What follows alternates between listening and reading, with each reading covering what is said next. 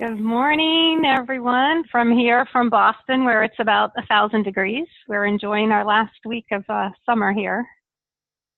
So thank you all for taking the time to join this web session. We're very excited that this is our third KCS in Action session, and we've had such great turnout for all of them. I see people are still flying into the meeting, but we'll go ahead and get started.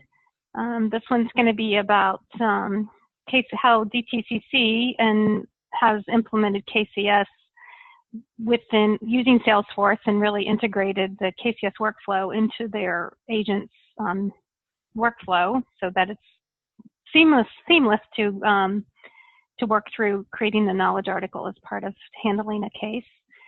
I'm joined here today, so this is Melissa George from the KCS Academy. If you don't already know me, I'm joined today by my colleagues Kelly Murray, Jill DeGraff, and Jennifer Morgat.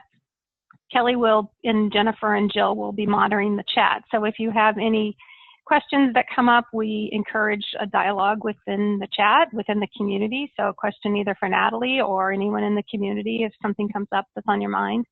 And we'll have some time at the end to discuss some of that.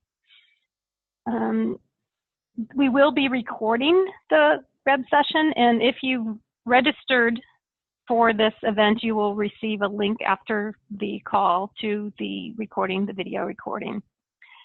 So a couple upcoming events and announcements I want to make before we get started. So our next KCS in Action web session will be on October 2nd. And that will be about coaching and licensing. David Kay and Jennifer Crippen from DBK and Associates will be presenting their experience with their whole coaching and licensing program, which we all know there's data over and over again that organizations that have strong coaching programs have more success than those who do not with KCS. So they're going to talk about how you pick coaches, how you track competency of the people that they're coaching, how to set up a KCS licensing model, and also how to put together recognition programs for the people who are doing well within the programs to recognize those accomplishments. So that's October 2nd at 9 o'clock Pacific time. So if you're not registered for that one, you can register on the events page. Another event we're very excited about is the KCS Academy World Tour in Seattle on October 25th. It's a one-day event. We're continuing to evolve the agenda. Right now, we have some great case studies from Clio, who has legal practice management solutions software, and they are going to present how they implemented KCS and really got KCS to bring together used KCS to bring together multiple knowledge repositories and with a very strong change management program. We also have Point Click Care talking about how they've used the Right Answers technology to implement the KCS practices. We'll also have a presentation on the use of artificial intelligence in KCS. So if you aren't already registered for that world tour and you are thinking of planning to come, I encourage you to do that today. We're about halfway full. We do have limited space, and we will be sending out a large mailing either late this week or early next week. So if you want to come, I don't want you to get shut out. So I would say please register for that right away if you wanted to come to that. Another event I wanted to mention is one that's being held by the consortium, and it is a KCS across the organization. So people at that event will be talking about how they've put KCS into professional services, some into development, both the successes and challenges of moving KCS out of the support world, or in addition to the support world, putting it other places in the organization. That meeting is in Cork, Ireland. So if you or your colleagues are interested in going to that meeting, if you have colleagues in Cork, please register for that one as well. This one is a consortium event, but it is open to non-consortium members for a small fee.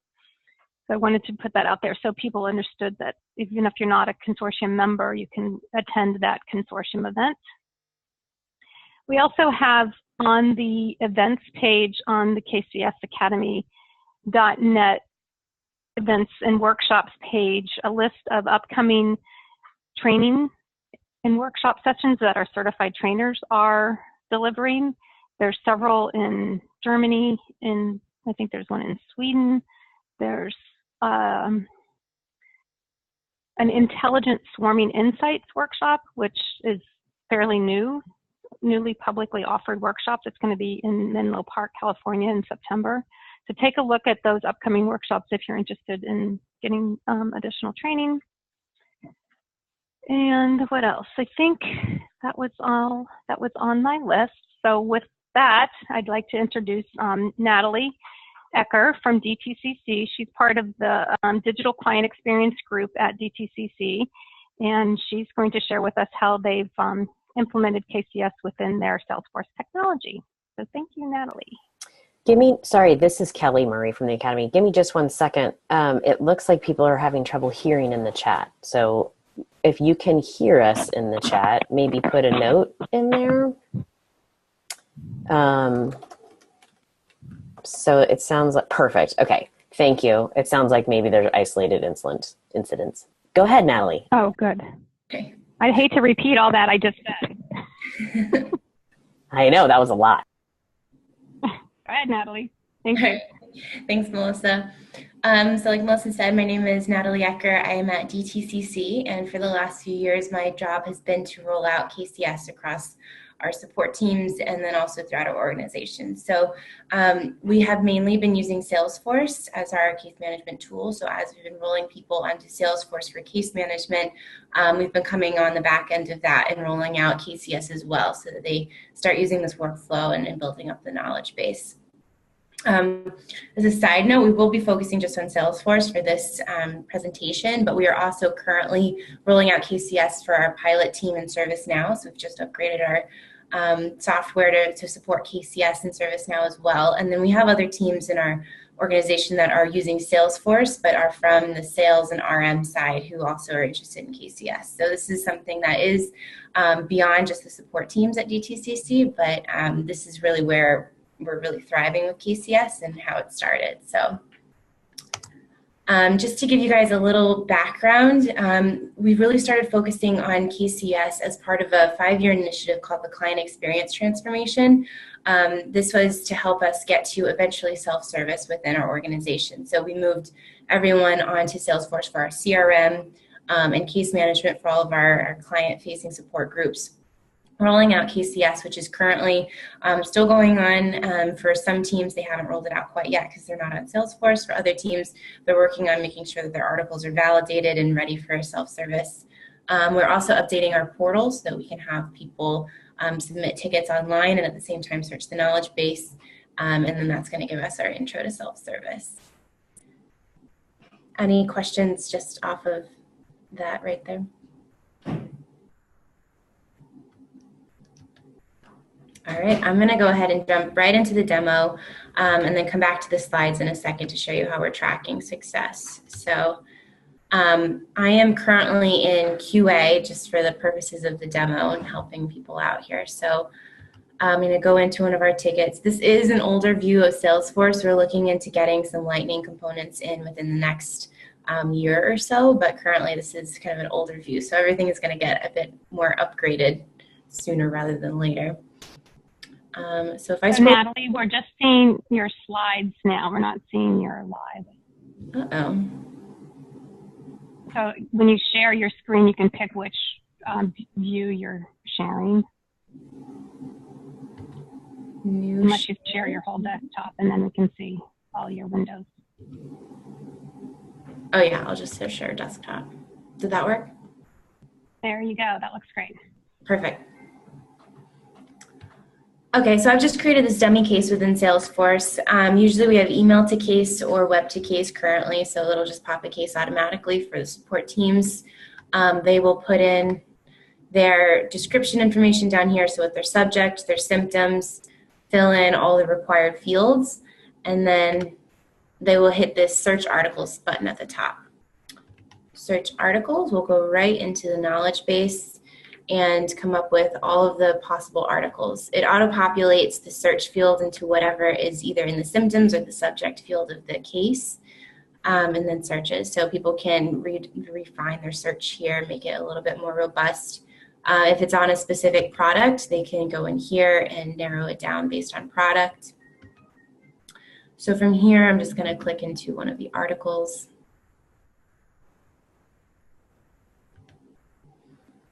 And this is what one of our articles looks like. So unable to log into the DTCC portal. Up here we have our metadata, so our article number, the status. So this is a validated external article. Who created it originally, who last modified it, when it was last modified. We have the different versioning up here, so we can go back and see what's changed between each of the different versions. On the side, you can see that it's been linked to 160 cases so far. And if we scroll down to the bottom, we're able to see all of those cases that it's been attached to. So looking over the article, we have the symptoms, which is just whatever the issue is that the client is experiencing. Configuration, it's blank for this instance because it's going to be the same resolution across the board. And then the resolution. So because this is a validated external article and they need a password reset, that's not something they can do on their own. We reference them to call us. Down here in the internal comment section, we have this instructions for the actual person on the inside doing the work. So we'll have to verify the RACF ID and continue on with those instructions. So to edit the article, everyone has permissions to modify anything in the knowledge base. So they can hit this edit button right here and it'll take them to a page where they can change any of the fields below. So I'm just going to hit attach to case. And this brings us right back to our case that we started with. And at the top where it says articles, you can hover over and see the article that's attached there. If while searching the knowledge base, we did not find anything that helped to solve our problem, the agents say create new and then article. They only have the one option, so it's a little bit less confusing on their view. And then this is the page that they can fill in. So they can have the title up at the top. It auto-populates the URL name based on the title. We have our different validation statuses. So work in progress, meaning we don't have anything in the article, or we don't have an answer for the question quite yet, but we're still working on it. Still want to publish those articles to make sure that they're visible for anyone else who might have that same problem. Needs validation. So if you do have an answer, but you're not confident in it, and then validated internal or external. So we're currently still building up our repository of validated external and internal articles so we can make sure we have enough to go live on self-service when we're ready for that. And then obsolete for if there's a duplicate or expired article in the system. So one quick question in the chat, how then are articles passed to the customer by the agent at this point? At this point, they're not. At this point, they're completely internal. We're hoping within the next 6 months to a year, we'll have the functionality available. So we also have a KCS Center of Excellence, and during our last Center of Excellence call, we really highlighted the need to validate articles to make sure that we have enough ready to go live with self-service. So it's up to the teams to make sure that they're creating and having that group of articles ready, and then we'll push them live as soon as we have that ability. So they're so captured. How do they get the resolution to the customer then? Like when they log in, do they paste it into the case? Yes, they either copy paste it into an email or are on the phone with the client and then they give them the resolution. And currently you're on Classic Salesforce, not as opposed to Lightning? Yes, yes. In the next, hopefully, year or so, we're going to be upgrading to Lightning, which I'm very excited about.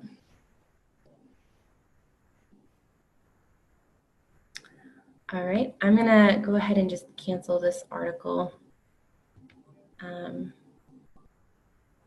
go back to our case. So one of the things that we've done that's slightly different from the classic methodology for KCS is we've kind of combined our AQI with some PII metrics. So for coaches, they will come down here and click to do a new resolution quality index. So we call it a resolution quality index rather than an article quality index because we're looking at both the case and the article and make sure that they were done with accordance to our content standard. So from here, they can put the article number right here wherever it was attached to the case. And then it asks some case management questions. And these are as strict as the teams who are filling this out need to be with them. So is the case subject correct?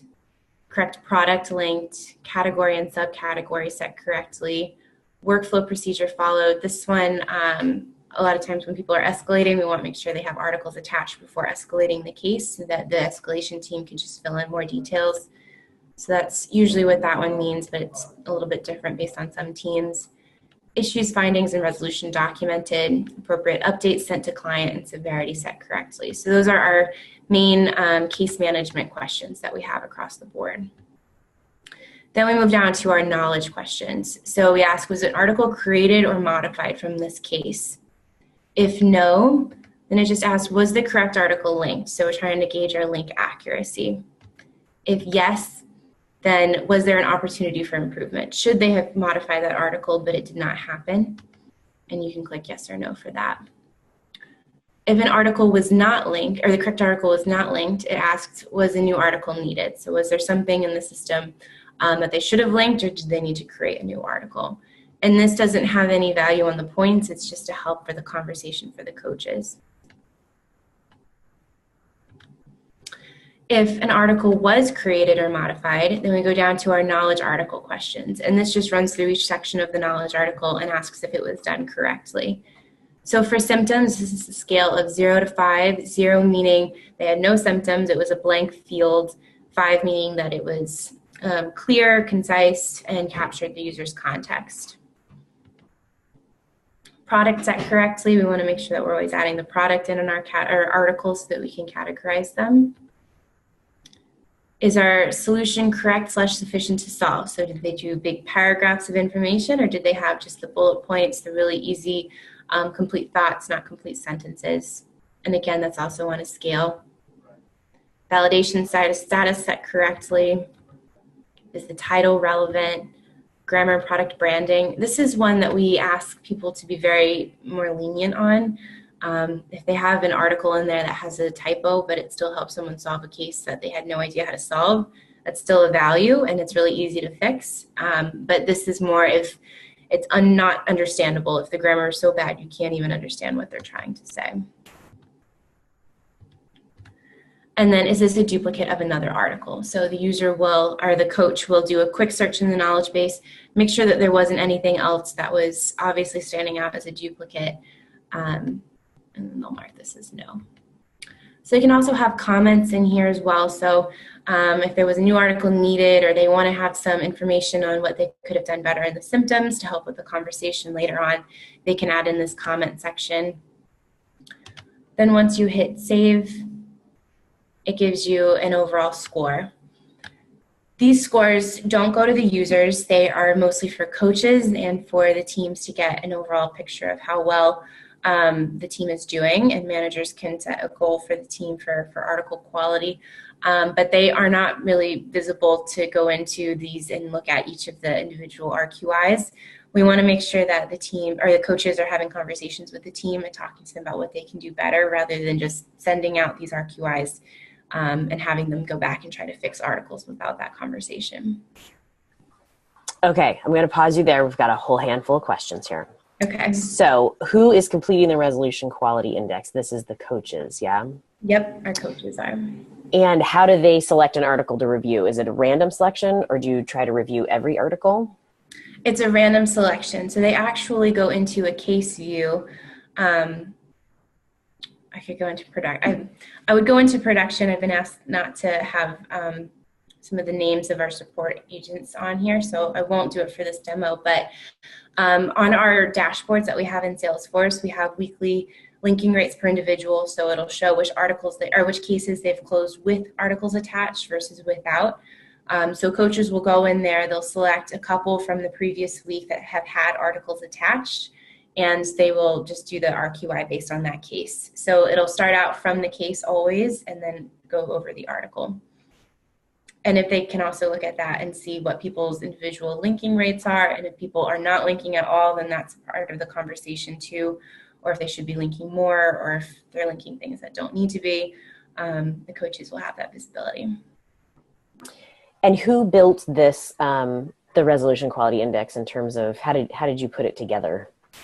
So I believe this is a custom object in Salesforce. So this was built before my time, back when Omgeo was doing it, doing KCS before we took Omgeo over. But we have tweaked it over time. So this just needs a Salesforce admin.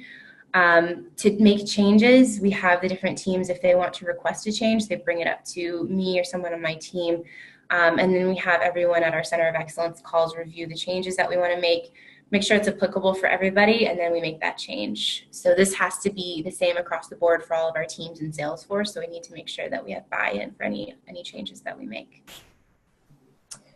I think, so how do you determine a 3 versus a 4 versus a 5 in symptoms? How do you determine if that's correct? How to pick which number there? So we don't have really strict guidelines around that. So I will pop over really quickly to our content standard. And at the bottom, it goes through each of the areas of the resolution quality index and kind of gives prompting questions. And let me scroll down a little bit. And here it's just saying 0 is no solution at all, 5 is solution is perfect. So this is more for the coach's judgment. They've been working with these people a lot and they know kind of where they stand. These scores aren't going anywhere. They're not set on individuals' goals for the year, anything like that. They're just to help start the conversation. So we haven't found a real need for people to pick between a 3 and a 4. But we do try to do some calibration exercises with our coaches. So we'll have people grade different articles and see if they would grade them the same. And if not, we'll have the conversation of why you picked this to be a 4 versus a 5. And that just helps everyone kind of get on the same page of looking at the same things. But we don't get really strict on, I don't go through everybody's like RQIs and make sure that they've graded things a 4 versus a 3, because it's not usually about the score, it's about the conversation. And if they're getting the point across and the conversation is happening, then I think that's more important. I love that. Is reporting available for the RQI data so that it can be reviewed in bulk by coaches? It is. So there's a report that will go into one of the dashboards, and it'll have the overall team average, and at the bottom it'll say who's had AQIs or RQIs done for them that week. So managers can go in and see, Coach Joe has done all the RQIs for his group of coachees, but it doesn't look like any RQIs have been done for whatever other coach who has a group of people. So there is that visibility, and you can see the overall team average per week, but going into it, individuals cannot see what the actual RQIs look at for different people. I think this question, and Brian, you can correct me if I'm wrong, but I think Brian's asking if you've considered looking at articles that are not linked or cases that are not linked. The question is, have you considered to look at the ones they don't link also? Cases, says Brian. Yeah. A quick review of those, and they have an idea of what should have had things linked and what are kind of legitimate not links. And so that's something that they bring to the conversation. And if somebody is not linking at all, then I will still have them create this RQI, and then they'll have 0 for everything. It'll say article created, no, correct article linked, no, new article needed, yes, or something. And they'll get a kind of 0 credit for the knowledge part, which will impact the overall team score negatively, but it's kind of true. So usually we try to have them do the RQIs on cases that do have articles linked, just so we can see when you are doing KCS, are you doing it correctly? Coaches can kind of see how often they are linking versus not linking. And then if people are not linking at all, they'll do it and say, like, you're kind of influencing the score in a negative way. Can we try to keep the KCS workflow in mind for the next week? What criteria are used to determine the overall score? I have that right here, actually.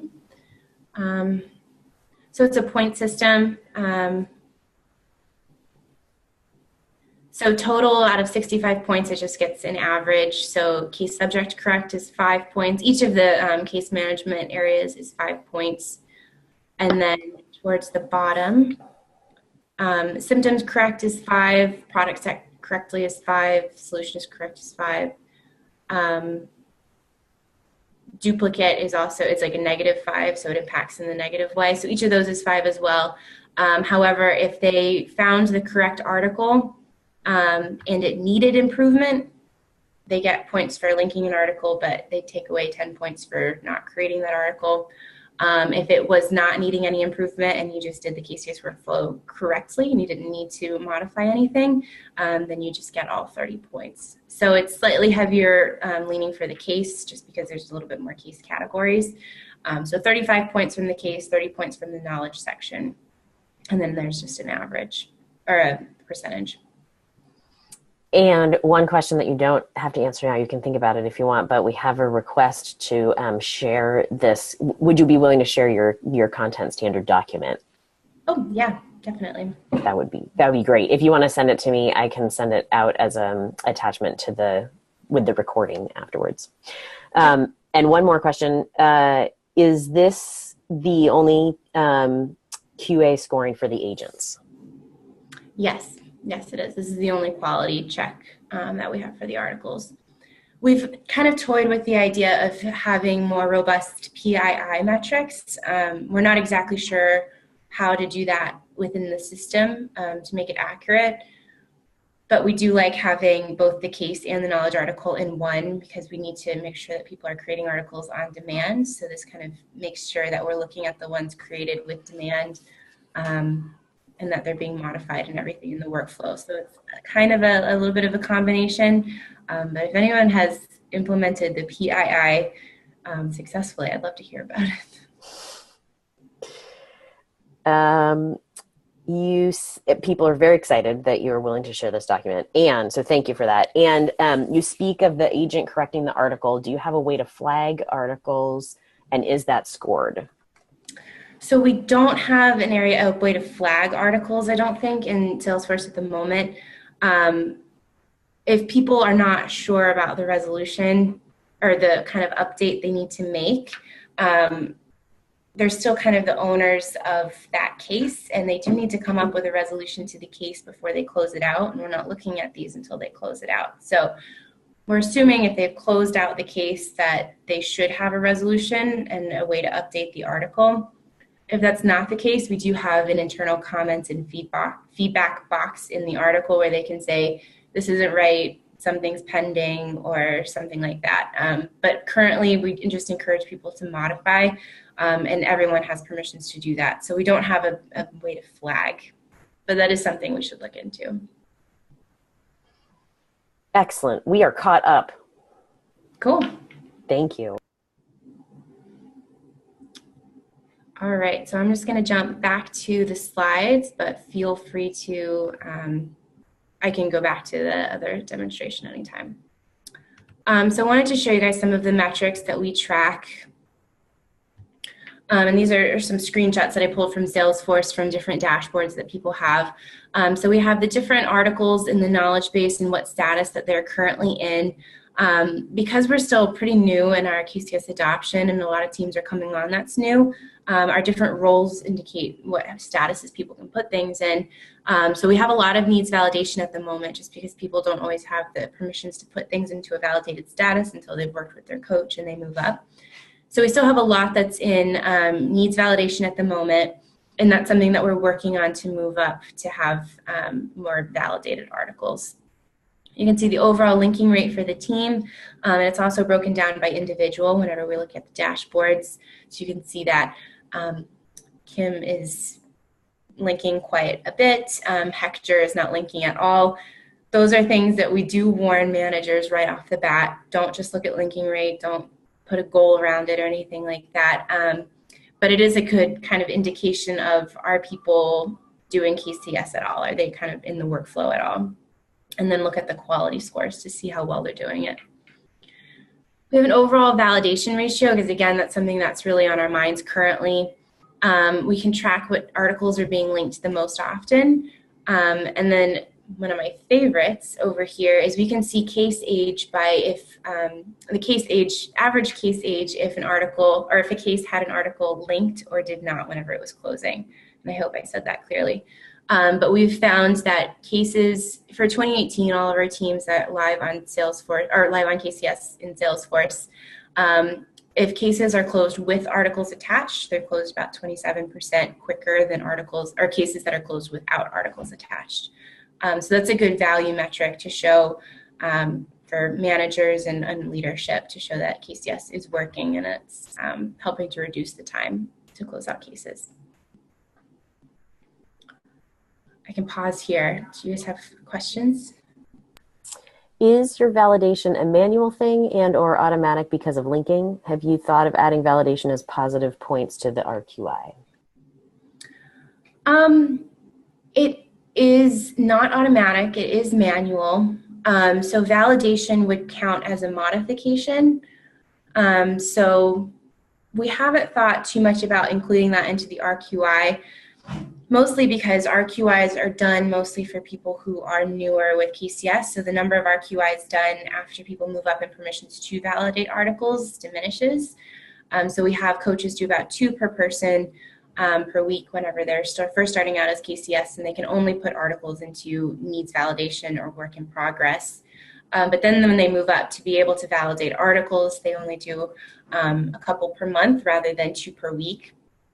So there's a lot more done for other teams, but we do have a question in that that article section of our RQI. It says, is the validation status set correctly? So coaches do kind of know who has the permissions to do it and not to validate articles whenever they're filling that out. And that is something that they will talk to the team about if they're seeing that they're not updating that status. But we haven't incorporated that specifically into the RQI.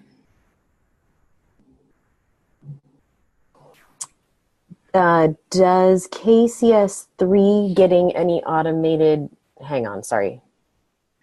All right, new article created. So this is the question. Does KCS 3 getting any automated notification regarding new article created and require review? So maybe you could put more details in the chat about your question. And unfortunately, I don't even know how to say that username.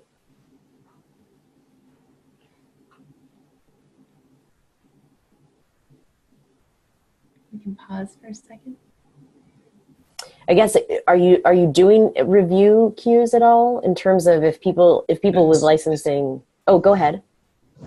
Yeah, there's more question about automation. So when KCS 1 creates a new article, should he or she write an email to KCS 3 to publish that, or how it's established? So no, we don't have that currently. We have not totally upgraded to the KCS V6 versioning. So we're in V6, there's a candidate, contributor, and publisher. We only have a contributor and publisher license. So there's no kind of notification that goes out to a contributor saying that this is ready for review. We have that happen on demand.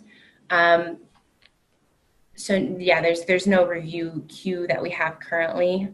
Usually we just say if you are a coach, you have permissions to put things in a validated status. As you're reviewing articles, if you feel like you're confident in the answer and you would like to, you can put things into a validated status. Otherwise, we'll have it happen on demand. So as people move up in permissions to become a publisher, if they're working with articles, they see them, they are sure that they're correct and that they fit the content standard, that they'll move them up. Does the system send an automated message when articles are created? No, we have a lot of article creation. We have a lot of teams on Salesforce, so there's no messages sent out. And are you doing KCS already with ServiceNow? There's maybe, Joanna thought she heard that info at the beginning. Yes, so actually right now, even this week, I just got out of a training session. We are rolling out KCS and ServiceNow to our pilot teams. So we've been upgrading the technology to support KCS, and we're continuing to do that. So we are currently on the Jakarta version, and we've incorporated that in. And I think we're upgrading to Kingston, hopefully within the next 6 months. And I think that has even more functionality that helps support KCS. So we're currently doing it with our pilot team, which is actually one of our internal support teams.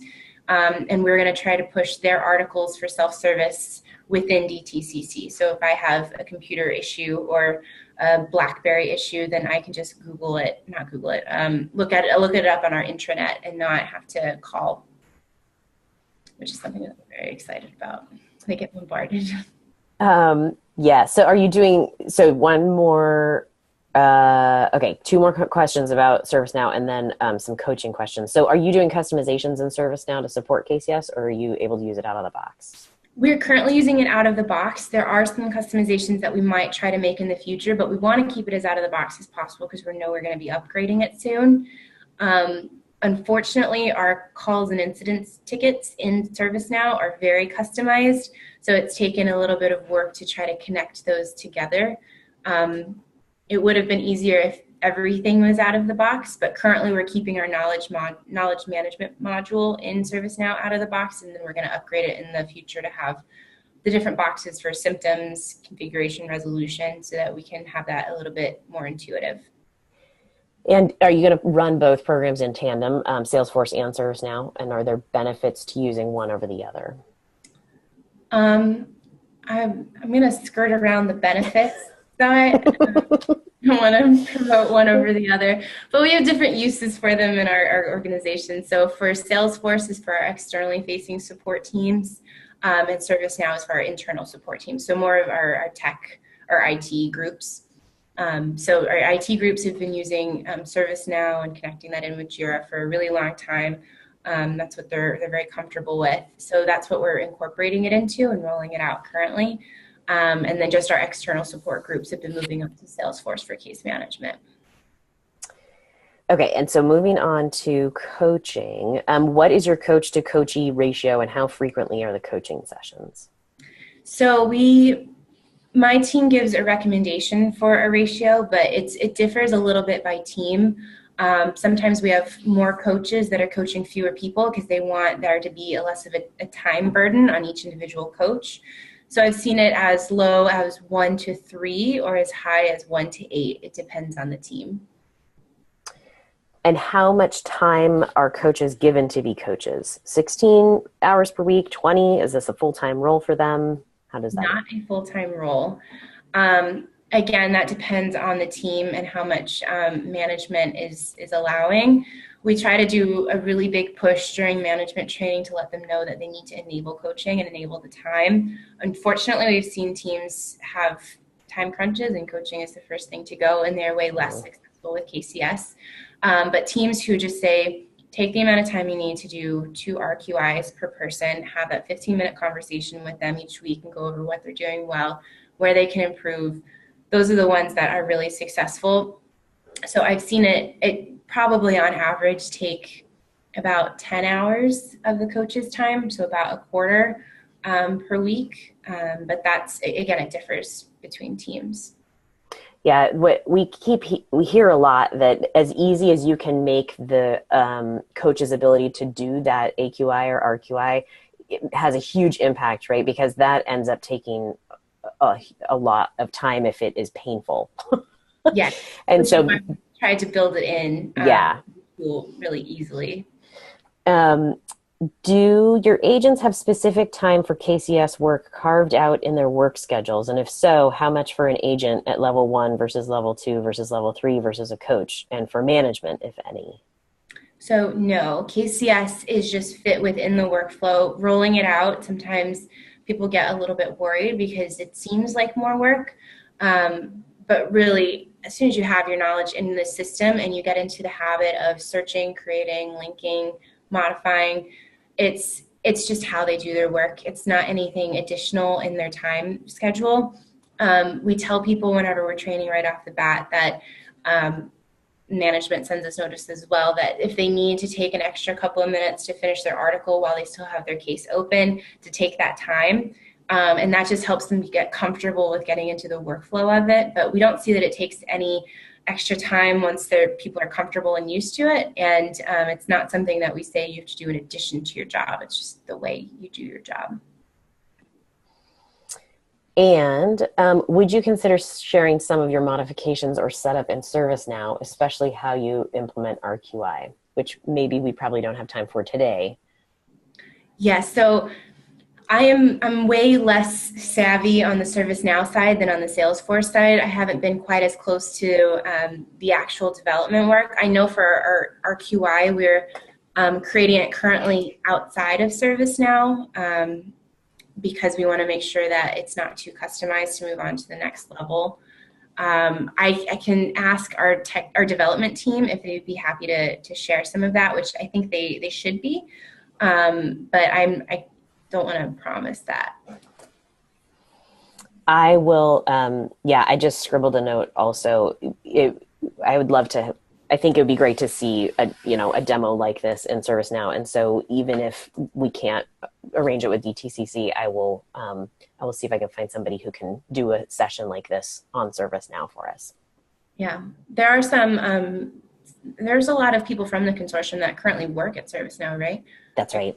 We know a couple people. Yeah. Okay. Excellent. We are caught up. Great. So I just wanted to give a quick example of one of our pilot teams that went live. So this was actually the very first team that I ever trained, and I was very excited that they were so excited because it really makes a difference if the team is looking forward to KCS or if they're really skeptical.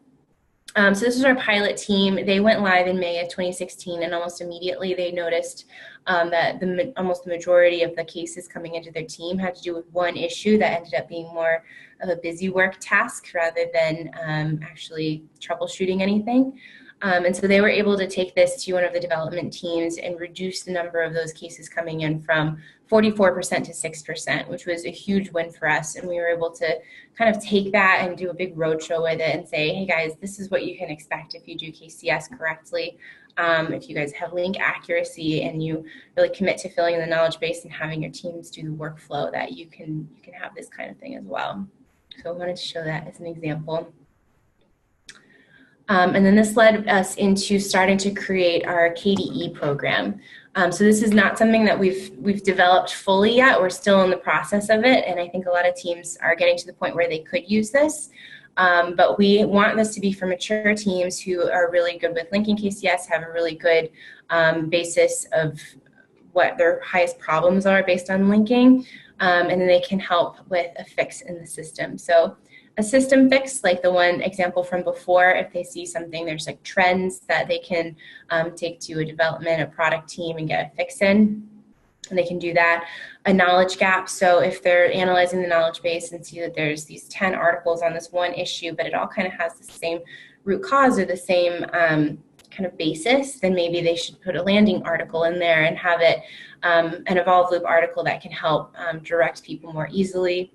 Or a self-service fix. So we do have some teams, our legacy OMGO group is still currently using self-service, so they're the only ones that would be able to do this one currently. But having someone look at how many cases are we getting in where this is an article that is validated external and available for self-service, why are they still coming into us for this problem? Should we make the article better? Is this something we can fix altogether? So this is the KDE program that we've developed. We only have like 2 KDEs currently working on projects at the moment, but this is something that we're looking forward to updating. Pause for questions. We're looking good, I think. So yep. Where are we now? We have 11 teams live, about 450 support agents currently using KCS. 2 knowledge domain experts, and then about 15 other teams that we are currently scheduling to roll out between Salesforce and ServiceNow. So still have a lot of work to do, but it's pretty exciting, especially on the ServiceNow side. We are hitting our IT support, our first level of support teams right now, and they're really enthusiastic. We've been doing quite a bit of training with them, and then also certification training for the managers. So if they're managing a team or they're the directors of a team, we try to get them to do the V6 certification so that they have a really deep understanding of KCS and can help manage it and be more self-sufficient in the future. We're across 6 countries, so that's sometimes difficult to navigate, but this is definitely an interesting play whenever people have a question that comes up in the US hours, and then by the time it gets to the APAC time zone, they already have an answer in the knowledge base, even if they've never seen it before. So that's really helpful. And then, like we talked about before, we have the two technologies. So we're still updating ServiceNow. We're still making sure that it fits the workflows as our pilot team that is going into it. So we will have updates to it. The Salesforce platform is really robust, and it seems like people are finding it really easy to use. So this is the one that we're trying to mirror ServiceNow's workflow off of.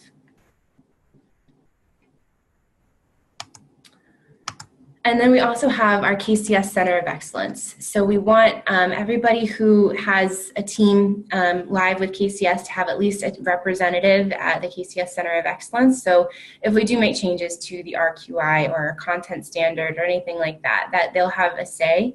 And this is where we also really push, article validation or any other issues that people are having, they can bring to the table and get more people's perspectives on it.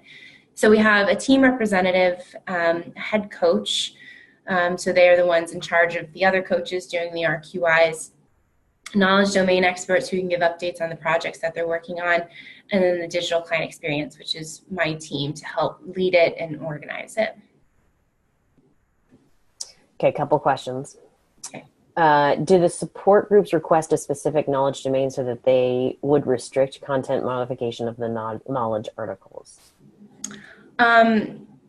So knowledge modification, that's not usually one that we see. We have questions on that from different teams, but no, we don't allow for people to have different knowledge domains so that it restricts modification. There's a lot of questions that actually can span across several support groups. So one group may create it, but then another group can use it down the road. And if there's an update, we want to make sure that that team is able to fix the article.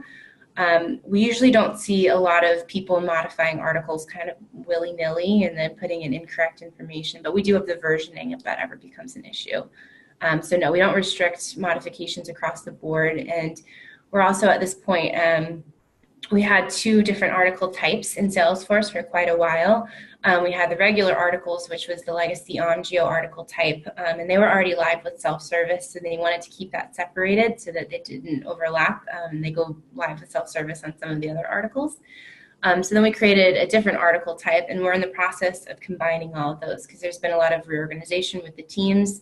And so some support teams have combined and others have separated out, and we want to make sure that there's full visibility for everything. So we're breaking down any additional walls that we had before. How did you organize internal trainings? Is it part of the onboarding program? Part of a what program? Sorry. Like an onboarding program?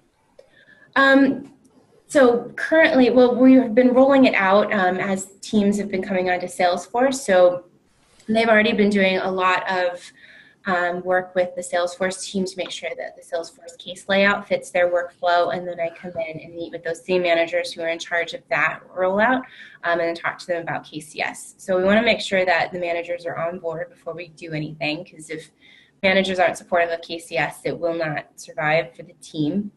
Then we send out the coaching surveys. So we do the organizational network analysis to see who the go-to people are on the team, select the coaches, usually have them QA the system a little bit, make sure everything is set up correctly for them to do KCS, and then we'll organize a set of trainings, and that's usually my team that does so. So we'll set up usually a 2-day training for the teams, not 2 full days, usually about an hour and a half one day and an hour and a half the second day.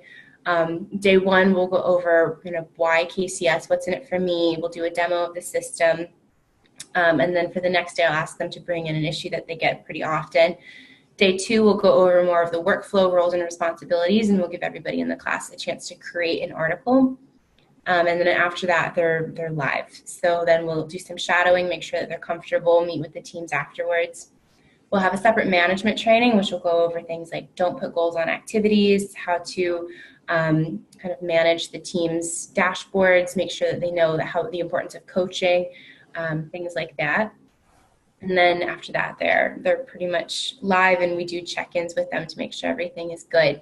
For new members coming on board, it becomes part of their just training process. So if it's a new support agent coming on board, they're expected to use the knowledge base. I think usually people really like it. It's a bit of a safety net for them.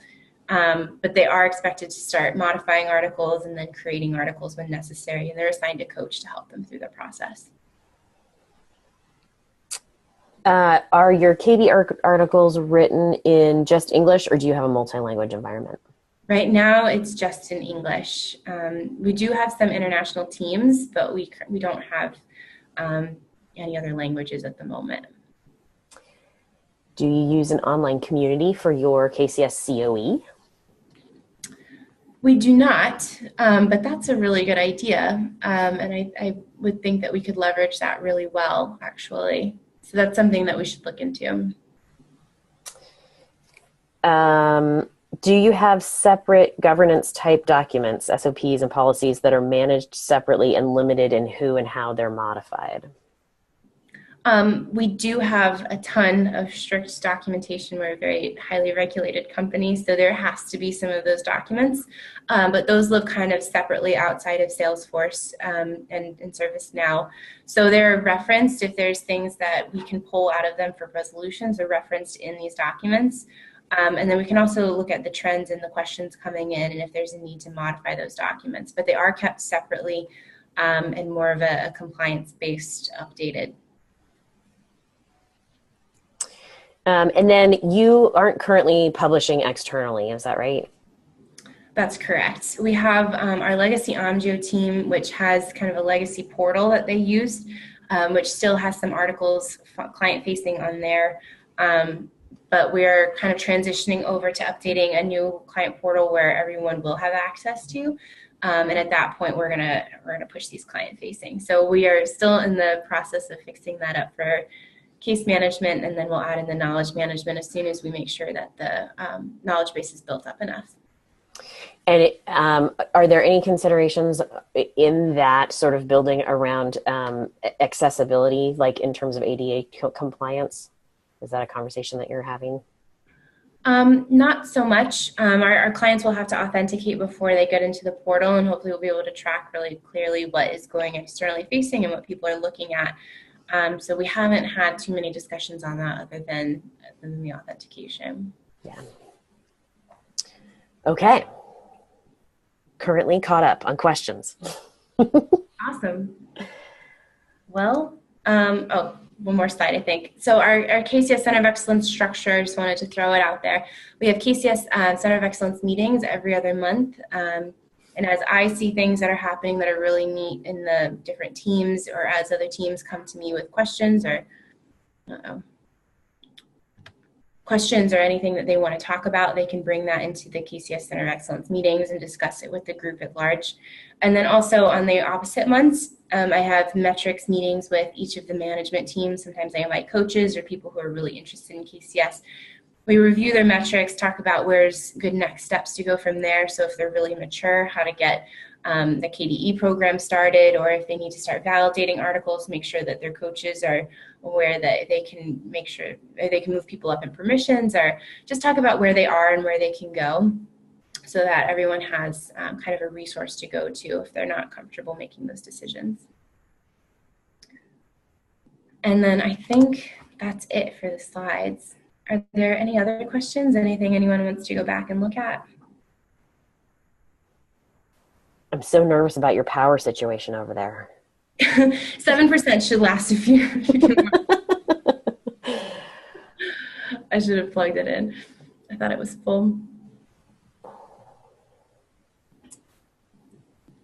Natalie, that was excellent. Thank you. I wanted to point out a couple things that Natalie is one of our KCS D6 certified trainers, and as part of their Center of Excellence, she has been certified through the Academy, as well as 2 other trainers within DTCC. I think she's working on training someone else as well. So she actually runs KCS D6 practices workshop within her organization, and her agents can become KCS D6 certified, and she can actually proctor those exams. So if you're interested in starting the COE program within your organization, it seems to be very successful. We have several of our several companies who are running at Center of Excellence that way.